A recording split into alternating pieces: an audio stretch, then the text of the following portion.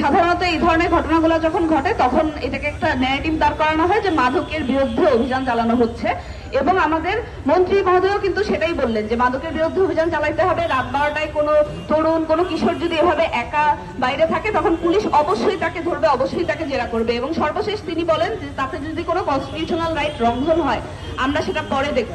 একজন মন্ত্রী এই কথা বলতেই পারে না যে কনস্টিটিউশনাল রাইট যদি লঙ্ঘন হয় আমরা সেটা পরে দেখব।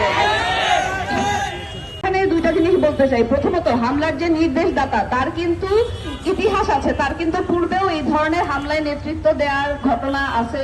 বিভিন্ন গণতান্ত্রিক সমাবেশে মিছিলে সে বর্বরোচিত হামলা করেছে, সে আন্দোলনকারীদের উপর হামলা চালিয়েছে, মারপিট করেছে, এই ইতিহাস কিন্তু ডিসি মাসুদের আছে। তারপরও বহুদিন যাবৎ সেই শাহবাগ থানায় আছে এবং তার বিরুদ্ধে কোনো অ্যাকশন নেওয়া হচ্ছে না। নির্বাচিত সরকার আসার পরও তার এই হামলাগুলোর কোনো তদন্ত করা হয় নাই এবং তার বিরুদ্ধে কোনো ব্যবস্থা নেওয়া হয় নাই।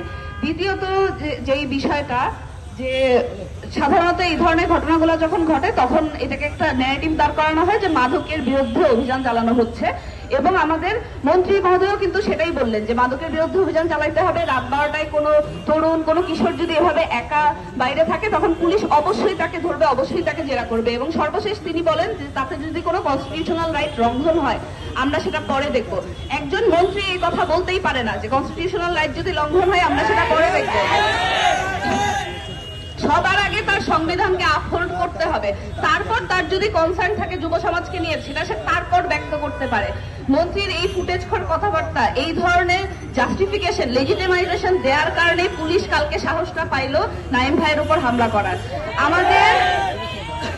আমাদের এখানে দাবি, হামলার সাথে যে কয়জন কনস্টেবল জড়িত ছিল এবং হামলার যে নির্দেশদাতা ছিল সরাসরি তাদের বিরুদ্ধে তদন্ত চালাইতে হবে, এফআইআর দায়ের করার পর তাদের এগেনস্টে তদন্ত চালাইতে হবে, এবং পূর্বেও তারা যেই ধরনের হামলার সাথে জড়িত ছিল, ক্রাইমের সাথে জড়িত ছিল, সেগুলোর এগেনস্টেও তদন্ত করতে হবে, করে প্রয়োজনে তাকে সাসপেন্ড করতে হবে, অপসারণ করতে হবে, তাদের প্রত্যেকের এগেনস্টে ব্যবস্থা নিতে হবে।